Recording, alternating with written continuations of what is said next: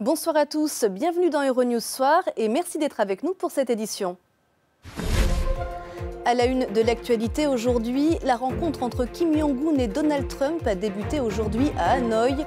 Après le sommet de Singapour au mois de juin, le président américain ne veut pas brusquer le dirigeant nord-coréen sur la question nucléaire. Fin du suspense au Nigeria. Après une présidentielle à l'organisation difficile, les résultats sont tombés. Muhammadu Buhari a été réélu à la tête de la première puissance africaine.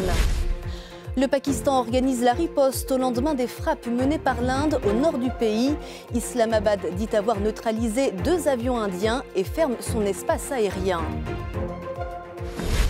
Et puis c'est un habitué de la Croisette qui présidera le jury du prochain festival de Cannes, le cinéaste mexicain Alejandro González Iñárritu. Kim Jong-un et Donald Trump ne devraient pas résoudre leurs principaux désaccords lors de ce nouveau sommet qui a débuté à Hanoï au Vietnam. Le locataire de la Maison-Blanche ne veut pas aller trop vite dans le dossier du nucléaire, mais il espère tout de même quelques avancées dans ce réchauffement diplomatique avec Pyongyang. Donald Trump et Kim Jong-un se sont rencontrés pour la 2e fois à Hanoï au Vietnam. Au programme tout d'abord un tête-à-tête, puis un dîner en petit comité entouré de leurs conseillers. Les 2 hommes pourraient signer demain une déclaration commune qui pourrait prévoir la mise en place d'un bureau de liaison entre les 2 États ou une déclaration mettant fin à la guerre de Corée qui ne s'est achevée en 1953 que par un simple armistice. Il ne faut donc pas s'attendre à ce que Kim Jong-un annonce la fin de ses programmes nucléaires. Donald Trump avait d'ailleurs annoncé avant cette rencontre qu'il ne souhaitait brusquer personne. Mais d'après le président américain, une dénucléarisation de la Corée du Nord permettrait un spectaculaire développement économique pour le pays. C'est un revers pour le président des États-Unis. Les députés américains dégainent l'arsenal juridique pour contester l'état d'urgence, une mesure d'exception que Donald Trump compte utiliser pour construire le mur avec le Mexique. Les précisions de Sandrine Delorme.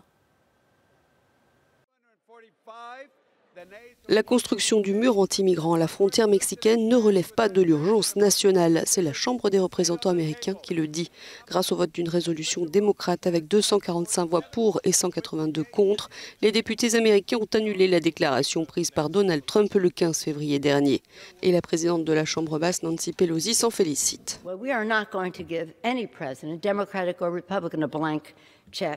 Nous n'allons pas donner à aucun président, qu'il soit démocrate ou républicain, un chèque en blanc pour détruire la Constitution des États-Unis.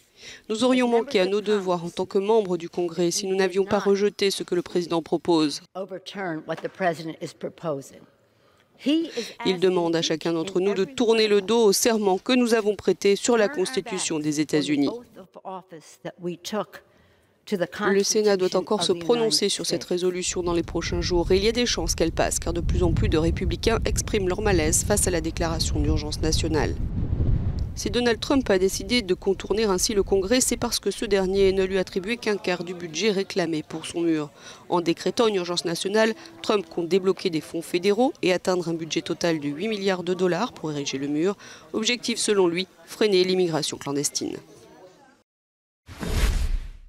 C'est un portrait au vitriol de Donald Trump qu'a livré son ancien avocat. Michael Cohen était entendu aujourd'hui par le Congrès dans le cadre de l'enquête sur les soupçons d'ingérence russe dans la campagne présidentielle américaine de 2016. Une audition explosive.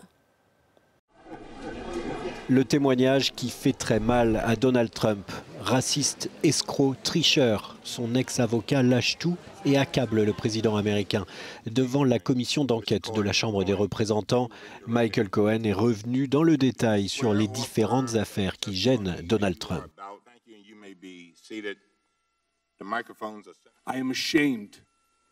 J'ai honte parce que je sais ce qu'est M. Trump.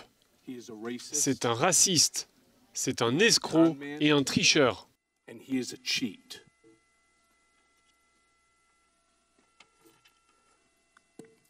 C'est un candidat à la présidentielle qui savait que Julian Assange préparait une fuite Wikileaks sur les emails du comité national du Parti démocrate.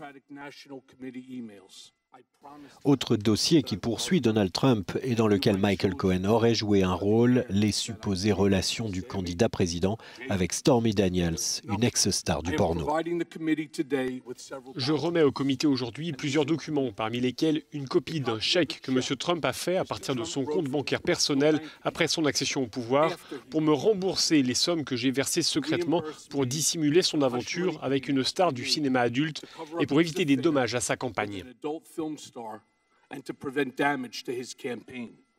Et puis bien sûr, il y a cette ingérence soupçonnée de la Russie dans la campagne présidentielle 2016. « Je n'ai pas de preuves, soyons clairs », déclare-t-il devant la commission, « mais j'ai des soupçons ». Je me souviens de Donald Jr. se penchant vers son père et lui disant à voix basse, mais j'ai tout entendu, que la réunion était tout organisée. Et je me souviens que M. Trump avait dit « Ok, c'est bon, tiens-moi au courant ». Donald Trump du Vietnam a réagi en disant que son ex-avocat, condamné à 3 ans de prison pour fraude fiscale, mentait et cherchait à réduire sa peine. Après une présidentielle à rebondissement, entre un report et des difficultés d'organisation, les résultats sont tombés au Nigeria et pas de changement à la tête de l'exécutif du pays le plus peuplé du continent africain sur fond de crise sécuritaire. Muhammadu Buhari a été réélu président du Nigeria, première puissance économique d'Afrique. Un second mandat de 4 ans se profile donc pour celui qui se présente comme le grand pourfendeur de la corruption et celui qui vaincra Boko Haram. 2 promesses de son premier mandat pas encore réalisées. Quelques centaines de personnes s'étaient rassemblées dans le quartier général du parti au pouvoir, le congrès des progressistes à Abuja, pour sabrer le champagne au son de l'afropop. Toutefois, vu l'heure tardive de l'annonce, il y avait peu de ferveur aux célébrations populaires dans le pays.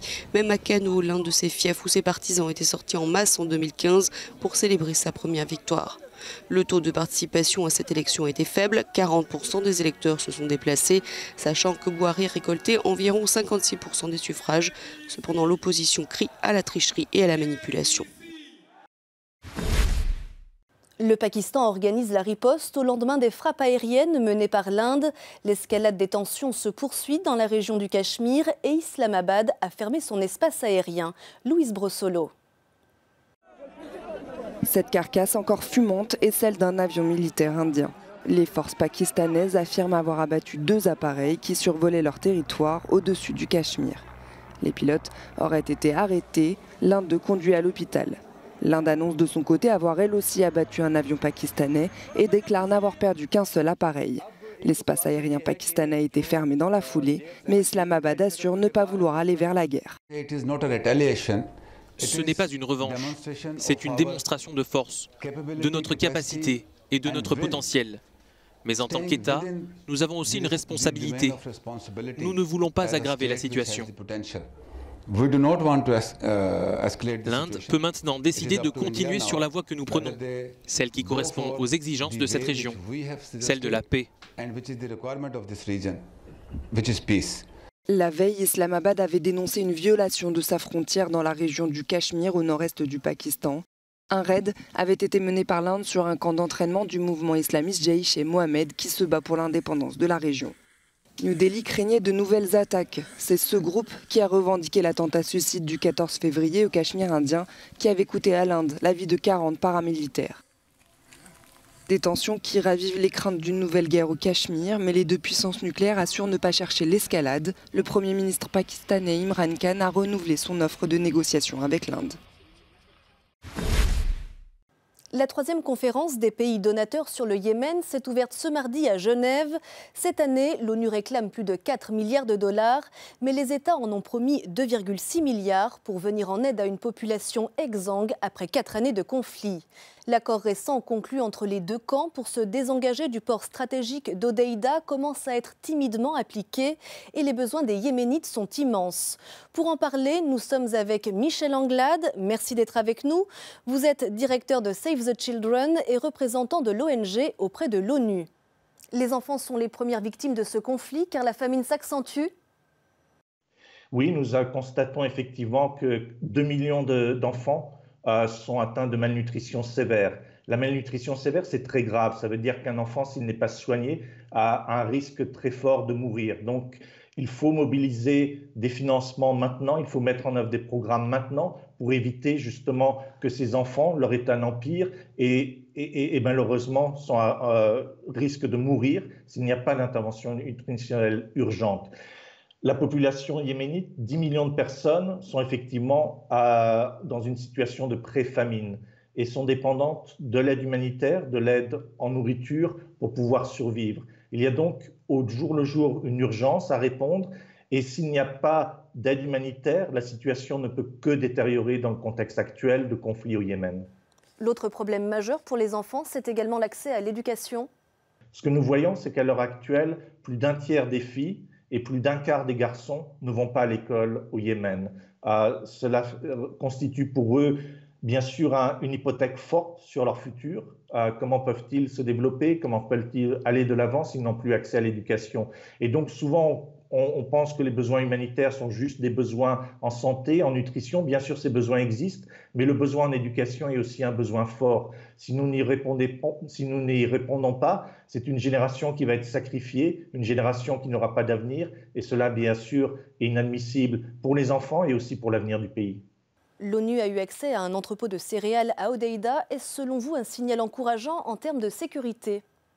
Oui, c'est un signal très encourageant. Ça a été annoncé aujourd'hui. C'était une requête forte pour des acteurs humanitaires.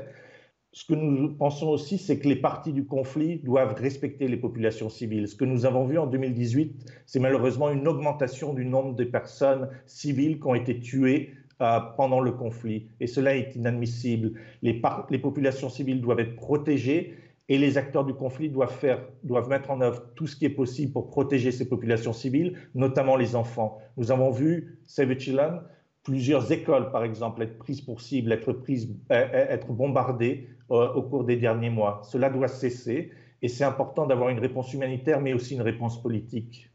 Merci Michel Anglade d'avoir été avec nous. Je rappelle que vous êtes directeur de Save the Children et représentant de l'ONG auprès de l'ONU. Bruxelles met en garde Rome. La Commission européenne alerte l'Italie sur son niveau d'endettement, à nouveau en dehors des clous.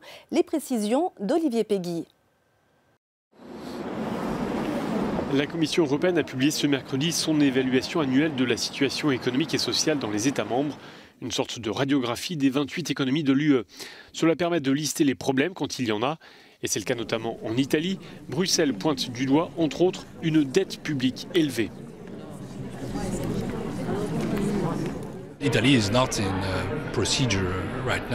Pour le moment, il n'y a pas de procédure de déficit excessif engagée vis-à-vis de Rome, mais on constate des déséquilibres et une certaine fragilité. Il y a des interrogations autour des finances publiques, raison pour laquelle nous appelons l'Italie à réellement engager les réformes nécessaires et de le faire rapidement, car pour nous, il y a urgence. Concernant la Grèce, le commissaire européen a salué les efforts fournis par Athènes, tout en rappelant que certaines réformes devaient encore être engagées. Un gros travail a été réalisé, la Grèce est sur la bonne voie, mais certains déséquilibres persistent, ce qui est assez logique après la sortie du programme d'aide financière. Il y a donc encore du travail à faire. La Commission européenne publiera ses prochaines recommandations budgétaires fin mai, après les élections européennes, de sorte à ne pas interférer avec la campagne électorale. Dans son rapport, la Commission européenne souligne les déséquilibres de l'économie française. La dette publique reste élevée et ne devrait connaître qu'une légère diminution en 2019. À cela s'ajoute une faible compétitivité qui devrait peser sur la croissance du pays. L'institution reconnaît la mise en œuvre de différentes réformes sur le marché du travail en matière de politique fiscale. Elle souligne que les effets de ces mesures ne se font pas encore pleinement ressentir au niveau économique. La Commission invite les autorités françaises à maintenir ce cap et à engager une révision du système de retraite et de l'allocation chômage. C'est un habitué de la Croisette qui présidera le jury du prochain Festival de Cannes, le cinéaste mexicain Alejandro González Iñárritu, à qui l'on doit Amour chienne ou encore Babel. Le 72e Festival de Cannes sera présidé par le Mexicain Alejandro González Iñárritu, qui succède donc à Cate Blanchett. Une première pour la grand-messe du cinéma français qui entend ainsi célébrer tout le cinéma mexicain. À 55 ans, Iñárritu, réalisateur multi-oscarisé pour des films comme The Revenant ou Birdman, s'est dit honoré, ravi et immensément fier de présider le jury 2019. Dans un communiqué, il a aussi ajouté, je cite, « Le cinéma coule dans les veines de la planète et ce festival en est le cœur ». Réalisateur de 6 longs métrages remarqués, Iñárritu dépeint des univers sombres où les destins se croisent. Amour chienne, 21 grammes, son premier film américain avec Sean Penn. Babel, un film choral où l'on suit 4 histoires sur 3 continents. Beautiful, une réflexion autour de la paternité avec Javier Bardem. En 2006, son film Babel avait reçu le prix de la mise en scène à Cannes. C'est la fin de cette édition préparée par l'équipe francophone. Merci de l'avoir suivie. Vous pouvez retrouver toute l'actualité sur notre site et sur les réseaux sociaux. Très belle soirée à tous.